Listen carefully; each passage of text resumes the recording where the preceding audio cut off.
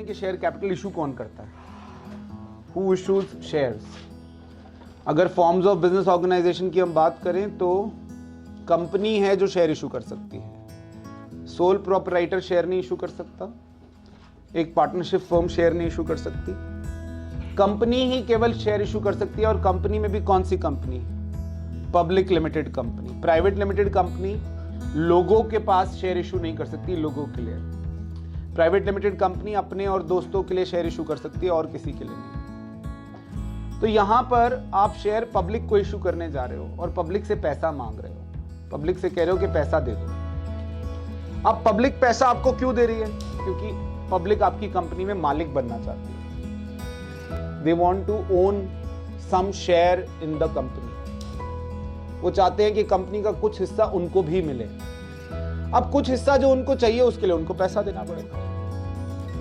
अब इसको सिंप्लीफाई करने के लिए आपने क्या किया, व्हाट हैव यू डन, आपने पूरी शेयर कैपिटल को कुछ छोटे छोटे टुकड़ों में बांट दिया। जैसे आपकी कंपनी की शेयर कैपिटल होने वाली है 100 करोड़ रुपए, तो आपने कहा यार 100 करोड़ तो हम एक से मांगेंगे तो देगा नहीं, तो हमने उसको बहुत छोटे डिनोमिनेशन कर दिया, 10 रुपए का एक हिस्सा, 100 रुपए का एक हिस्सा, तो जिसको जितने चाहिए वो ले लो। फॉर एग्जाम्पल आप चाहते हैं कि हमारी कंपनी में आपके पास 1 लाख रुपए का हिस्सा हो और 10 रुपए का एक शेयर है, तो 10,000 शेयर आप ले लीजिए, आपके पास 1 लाख का मालिकाना हक होगा। जितना आप चाहते हैं उतना आप ऑफर करिए कि हमें इतना चाहिए, है ना, आप अप्लाई करिए और हम देंगे।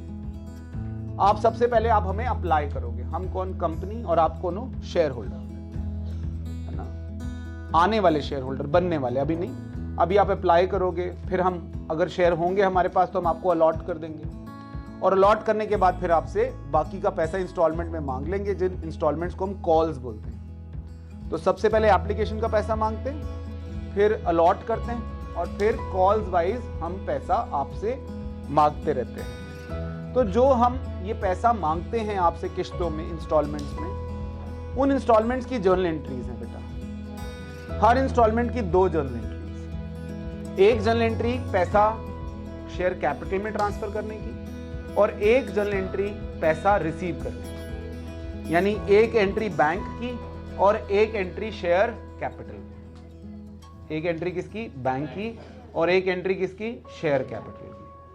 तो बैंक और शेयर कैपिटल की हम एंट्री करेंगे हर किसी में। एप्लीकेशन में 2 एंट्री, अलॉटमेंट में 2 एंट्री, फर्स्ट कॉल में 2 एंट्री, सेकंड कॉल में 2 एंट्री, और जितनी भी कॉल्स होंगी उन सब में 2-2 एंट्री। फर्क क्या होगा, एप्लीकेशन के केस में पहले बैंक की एंट्री होगी और फिर कैपिटल की, और बाकी सब में पहले कैपिटल की होगी और फिर बैंक की। जैसे उदाहरण के तौर पर आप यहां पर देखो, आपके पास पहले जो आपने एंट्री करी, bank account debit to share application, आपने एप्लीकेशन रिसीव कर ली, फिर उस एप्लीकेशन को कहां ट्रांसफर करा, एप्लीकेशन के पैसे को ट्रांसफर कर दिया शेयर कैपिटल। अल्टीमेटली तो सारा पैसा शेयर कैपिटल में जाएगा। अल्टीमेटली जब आपकी बैलेंस शीट बनेगी तो आपके पास केवल 2 ही चीजें होंगी बैलेंस शीट में,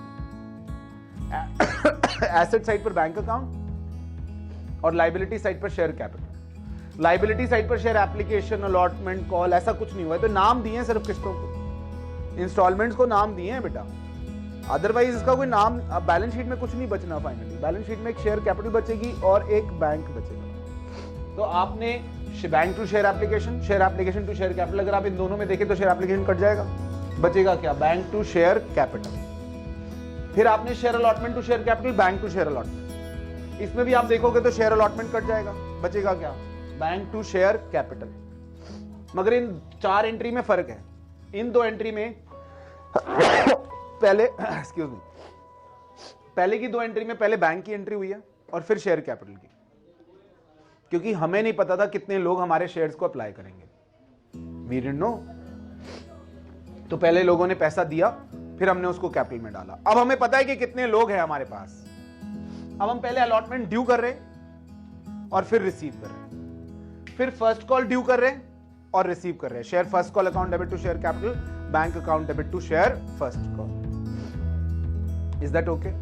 फिर अगर आपका शेयर प्रीमियम, ये तो बेसिक एंट्रीज होगी बेटा। बेसिक एंट्रीज के बाद अगर आपका शेयर प्रीमियम पेश हुआ है, प्रीमियम क्या होता है, कभी कभी कुछ कंपनीज का नाम जब मार्केट में अच्छा होता है, कभी कभी मार्केट में किसी किसी कंपनी का नाम बहुत अच्छा होता है तो वो ज्यादा पैसे भी लोगों से मांग सकती है, यानी 10 रुपए के शेयर पर 12 रुपए भी मांग सकती है। प्रॉपर्टी में भी ऐसा होता है, जब प्रॉपर्टी सरकार जब अलॉट करती है, डीडीए अलॉट करती है या कोई भी सरकार अलॉट करती है, तो वहां पर भी प्रीमियम चलता है कि भैया इसकी लोकेशन ऐसी है तो इसका प्रीमियम, इसका रेट ज्यादा होगा, उसकी लोकेशन ठीक नहीं है तो उसका रेट कम होगा। तो यहाँ पर भी कंपनी अगर अच्छी है और उसका शेयर बिकने वाला, उसके शेयर की डिमांड है बाजार में, तो वहां पर उसकी आप जो बाजार में डिमांड ज्यादा है तो आप ज्यादा पैसे मांग सकते हो, उसको हम क्या कहते हैं, सिक्योरिटी प्रीमियम।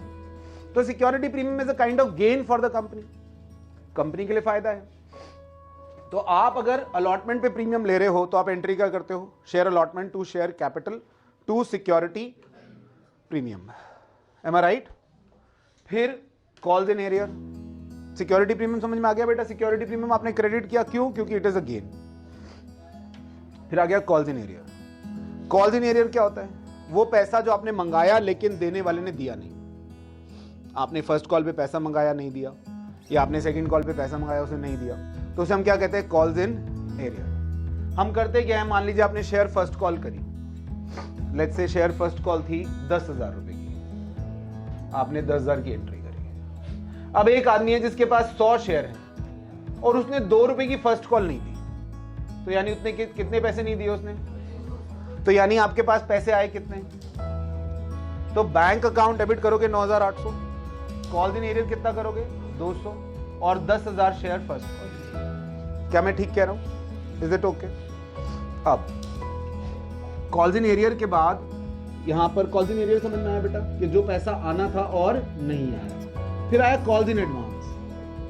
ऐसा भी हो सकता है कोई आदमी, आपके पास कोई ऐसा शेयर होल्डर हो सकता है, वो कहता है भाई मेरे पास अगले पैसे भी पड़े हैं अभी, आप लेके रख लो, आप एडवांस में ले लो। जैसे किसी आदमी ने, मैंने जो एग्जांपल लिया है उसमें किसी आदमी ने फर्स्ट कॉल के टाइम पर सेकंड कॉल का पैसा दे दिया, ठीक है, लेट्स से फर्स्ट कॉल बनती थी 10,000 रुपए की। अब किसी आदमी के पास 100 शेयर हैं, उसने सेकंड कॉल, फर्स्ट कॉल नहीं, सेकंड कॉल थी 3 रुपए की, उसने 300 रुपए एक्स्ट्रा दे दिया आपको। फर्स्ट कॉल 2 की थी, सेकंड कॉल कितने की है, 3 की, उसने सेकंड कॉल आपको अपने शेयर्स पर फालतू दे दिए।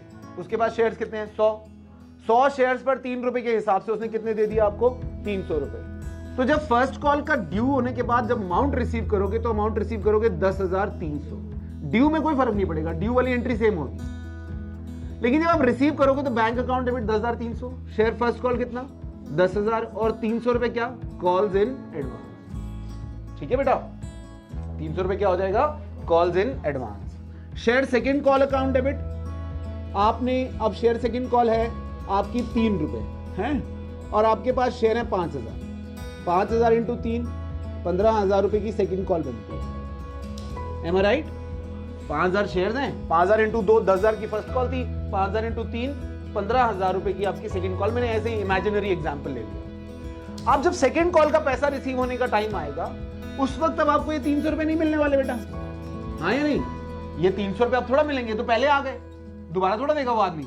तो अब आपका बैंक अकाउंट डेबिट जो होगा वो होगा 14,700, 14,700। 300 रुपए जो आपने यहां पर क्रेडिट किया था वो 300 रुपया यहां पर आके डेबिट हो जाएगा, क्योंकि वो एडजस्ट हो जाना, अब उस अकाउंट ने खत्म ही हो जाना, कॉल्स इन एडवांस अकाउंट ने अब फाइनली खत्म हो जाना। यहां खुला था क्योंकि आपने एडवांस में पैसा दिया था, अब वो पैसा एडवांस वाला एडजस्ट हो गया क्योंकि उसका टाइम आ गया। To share second call 15,000। Is that okay, बात समझ में आ रही है आपको। कॉल्स इन एरियर अगर कोई पैसा ना दे, कॉल्स इन एडवांस अगर कोई पैसा एडवांस में दे दे। Is that okay. Calls in arrear के बारे में एक बात और है अगर आपको क्वेश्चन में लिखा है कि किसी फलाने आदमी ने फर्स्ट कॉल पर इतने पैसे नहीं दिए, या 100 शेयर्स थे उसने फर्स्ट कॉल पर उसने नहीं दिया, question does not need to tell you कि उस आदमी ने सेकंड कॉल भी नहीं दी। अगर क्वेश्चन में सेकंड कॉल है तो ये क्वेश्चन आपको नहीं बोलेगा कि सेकंड कॉल नहीं दी, बट इट इज अंडरस्टूड कि जिस आदमी ने फर्स्ट कॉल नहीं दी उसने सेकंड कहां दी होगी, और अगर सेकंड के टाइम पे पैसे देगा भी तो पहले जाके फर्स्ट एडजस्ट होगी ना। तो क्वेश्चन इज साइलेंट कि उस आदमी ने फर्स्ट कॉल नहीं दी, तो दैट इज अंडरस्टूड कि उस आदमी ने सेकंड कॉल भी नहीं दी, राइट। अच्छा, अब इसके बाद जो हमारे पास आता है वो आता है सब्सक्रिप्शन। ये ठीक है, मैटर समझ में आ रहा है आपको। इसके बाद जो हमारे पास इंपॉर्टेंट मैटर है शेयर्स के चैप्टर में, वो है आपका सब्सक्रिप्शन। सब्सक्रिप्शन का मतलब होता है कि आपने लोगों से पैसे मांगे और बदले में पैसे कितने लोगों ने दिए या कितने लोगों ने आपके शेयर्स के लिए अप्लाई किया, कितने लोग आपके शेयर्स में इंटरेस्टेड हैं, उसे हम कहते हैं सब्सक्रिप्शन।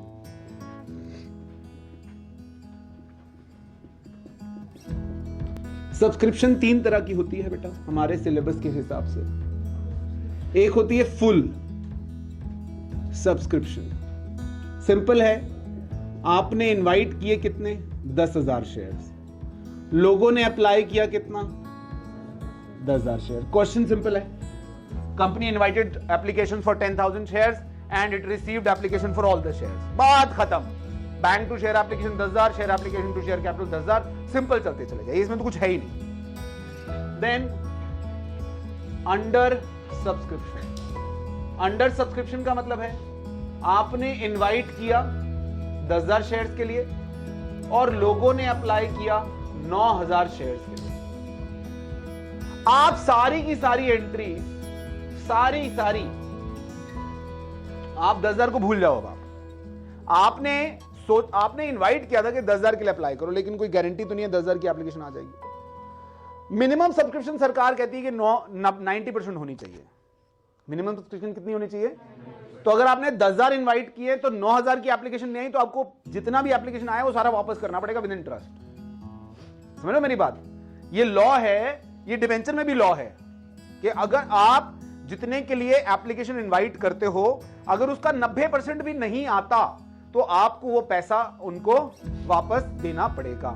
तो लेकिन अगर 90% आ गया फिर क्या? जैसे इसमें 10,000 इनवाइट किए थे और 9,000 आ गए, अब आपकी सारी एंट्रियां 9,000 से होंगी, 10,000 का कोई मैटर नहीं है यहां पर। जैसे bank to share application 9,000, share application to share capital 9,000, share allotment to share capital 9,000, bank to share allotment 9,000, सारी की सारी एंट्रियां 9,000 से। अब 10,000 का आपका कोई लेना देना है ही नहीं। ठीक है जी। फिर आ गया third case which is the most important case, over subscription. Over subscription का मतलब है कि आपने इनवाइट किए थे कितने 10,000, मगर एप्लीकेशन आ गई आपके पास लेट्स से 13,000। आपने सोचा नहीं था कि इतना ओवरवेलमिंग रिस्पॉन्स होगा, या सोचा भी होगा तो कितना ये नहीं पता कि भैया हम इनवाइट तो कर रहे हैं लोगों को, लोग कितने के लिए अप्लाई करेंगे नहीं पता। अब लोगों ने ज्यादा के लिए अप्लाई कर दिया, लोग सब चाहते हैं आपसे शेयर और सब आप दे नहीं सकते। ऐसा नहीं हो सकता कि ये हलवाई की कोई वो नहीं बन रही सब्जी कि भैया कोई कम पड़ गई तो चलो पानी और डालो तरी और बना लो। ऐसा होता है ना, जैसे कभी कभी लंगर में दाल कम पड़ जाती है तो पानी और डाल लेते, दाल दाल दाल, वो दाल बढ़ जाती है, फिर जो लोग हैं ना उसमें दाल के दाने ढूंढ रहे होते हैं कि दाल कहां गई। तो यहां पर ऐसा होता है। तो लेकिन यहां पर कंपनी के केस में ये नहीं हो सकता कि 10,000 शेयर इनवाइट किए थे, सरकार से परमिशन ली थी आपने 10,000 शेयर इशू करने की, ये आपने अपनी मर्जी से नहीं करा। आपने सरकार से परमिशन ली कि हम इतने शेयर इशू कर रहे हैं, सरकार ने कहा अच्छा ठीक है, बोर्ड ऑफ डायरेक्टर्स ने ओके कर दिया कि चलो भाई इतने शेयर। अब उसके बाद 13,000 की एप्लीकेशन, अच्छा ऐसा करते 13 कर देते हैं, इट इज नॉट पॉसिबल। तो अब आपको जो है इन एक्स्ट्रा 3,000 का कुछ सेटलमेंट करना पड़ेगा। सबसे सिंपल सेटलमेंट तो आप क्या है, ये जो 3,000 एक्स्ट्रा शेयर्स हैं इनको आप रिजेक्ट कर दो कि I am very sorry, it is a rude decision but let it be, है ना। एक बार सच बोलो और पीछा छुड़ाओ अपना कि भैया पैसे नहीं, हमारे पास शेयर्स नहीं है, thank you so much, get lost. तो यहां पर हम क्या करेंगे, हम share application account debit to bank. बेटा पहली एंट्री आपने क्या करी होगी, बैंक टू शेयर एप्लीकेशन, वहां पर 13 आ गए होंगे, शेयर एप्लीकेशन टू बैंक 3,000 करके खत्म। अब वापस दे दो 3,000। जो आप पॉलिसी कोई भी लगा लो, अब पॉलिसी आपकी है फर्स्ट कम फर्स्ट बेसिस, या हम सिर्फ लेडीज को शेयर इशू करेंगे, या हम सिर्फ यही शेयर इशू करेंगे, या हम सिर्फ दिल्ली वालों को शेयर, कोई भी policy, that is your policy. लेकिन बाकी के 3,000 को आप मना कर दो कि भाई वो कैलकुलेट कर लेना कौन सी पॉलिसी लगानी है, मगर that is not of your concern. Accounting में तो आपने ये एंट्री करनी है, share application account debit to bank, आपने वापस कर दिया पैसा। दूसरा, आप प्रो रेटा लगाओ। प्रो रेटा का मतलब है थोड़ा सॉफ्ट एटीट्यूड टुवर्ड्स एप्लीकेंट्स, थोड़ा सॉफ्ट होना चाहते हो आप कह रहे हो अच्छा अच्छा कोई बात नहीं, नाराज नहीं हो, सबको मिलेगा। कैसे मिलेगा? भाई जिसने अप्लाई किए हैं सबको शेयर मिलेंगे, लेकिन जितने अप्लाई किए उतने नहीं मिलेंगे, सॉरी हमारे पास है नहीं उतने। आपने 13,000 के लिए अप्लाई किया, लेकिन हम 10,000 शेयर इशू कर सकते हैं। तो इसका मतलब है 13:10 रेशो बन गई 13:। इसका मतलब क्या हुआ, जिसने 13 शेयर अप्लाई करें उसको 10 शेयर दें। तो सर 3 शेयर का पैसा क्या करोगे आप? हम 3 शेयर का पैसा भी रख रहे हैं अपने पास, आपको वापस नहीं देंगे। आपको 3 शेयर का पैसा वापस नहीं देंगे। वो 3 शेयर का जो एप्लीकेशन का पैसा आया हुआ आपका, वो हम अपने पास रख लेंगे, अलॉटमेंट की तरफ फॉरवर्ड कर देंगे। अब जब अलॉटमेंट का टाइम आएगा तो जो हमने आपको 10 शेयर इशू किया उसकी अलॉटमेंट दोगे ना आप, तो 10 शेयर की जो अलॉटमेंट बनेगी उसमें से वो 3 शेयर का एप्लीकेशन का पैसा माइनस कर लेंगे। नहीं समझे? आपने एप्लीकेशन के टाइम पर एक तरह से 3 शेयर्स का एक्स्ट्रा पैसा दे दिया है, जो कंपनी ने आपको लौटाया नहीं है। कंपनी ने कहा हम रख रहे हैं, और इसको रखकर जब आप अलॉटमेंट का पैसा देने आएंगे उस वक्त ये माइनस कर लीजिए ना, क्योंकि हमारे पास पैसा है। मैं हमेशा एक एग्जांपल देता हूं, आपने ट्यूशन की फीस देनी है हर महीने 500 रुपए। एक महीना आपने 500 की जगह 700 रुपए दे दिए। हमने भी बेटा आती हुई लक्ष्मी रख ली। हमने कहा अब आ गई तो आ गई, अब रख लो। हमने ड्रॉअर में डाली और आप चले गए। अब वो 200 के जो 2 हमारे नोट पड़े, आप अगले दिन आए कि यार 200 रुपए हमने ज्यादा दे दी। हमने कहा बेटा हो गया, अब आप घर जाए और अगली बार जब आप 500 लेकर आए तो 500 की जगह 300 ले आना। ठीक है? तो यहां पर भी यही हो रहा है। एप्लीकेशन के टाइम पर एक्स्ट्रा एप्लीकेशन हमने दे दिया उनको, और कंपनी हमें वापस नहीं कर रही है। कंपनी कह रही है कि हम रखेंगे। अब कंपनी को रखने दो, उसको अलॉटमेंट पे एडजस्ट कर लेंगे। तो हम यहां पर एंट्री क्या करेंगे, share application account debit to share capital. ये 13 है, इसमें से 10 रख लिए। टू शेयर अलॉटमेंट 3 रख लिए। ठीक है? जब अलॉटमेंट में एंट्री करोगे तो 3 रुपए कम आप एडजस्ट कर लेना। Is that okay? Then third is combination of 1 and 2। ये 1 है, ये 2 है। मान लो आपने 13 आए थे, आपने देने थे 10। आपने कहा भाई एक को हम कर रहे हैं रिजेक्ट, एक को हम वापस दे रहे हैं, जो लास्ट में एक आया उसको हम वापस दे रहे हैं। बचे 12 को दे रहे हैं हम 10। तो यानी 12 में से 2 जो है वो आप अलॉटमेंट की तरफ ट्रांसफर करोगे, है ना? तो आप एंट्री करोगे share application account debit 13 to share capital 10 to share allotment 2 to bank 1। Understood और नॉट? ये कॉम्बिनेशन हो गया किसका, रिजेक्शन का और प्रोरेटा। कुछ पैसा आपने रख लिया, कुछ पैसा आपने वापस दे दिया। ये 3 पॉसिबिलिटीज हैं ओवर। पहले तो सब्सक्रिप्शन की 3 पॉसिबिलिटीज हैं, फुल, अंडर, ओवर। फुल और अंडर बिल्कुल डराने वाले नहीं। ओवर सब्सक्रिप्शन थोड़ा सा आपके लिए चिंता का कारण बन जाता है, क्योंकि आपको कैलकुलेशन करनी पड़ती है, और हमें जहां कैलकुलेशन करनी पड़ती है हमें बुरा तो लगता है। We have to accept it. अब जो है सो है, चल रही है जिंदगी, इसी तरह से कट रही है, कटती रहेगी।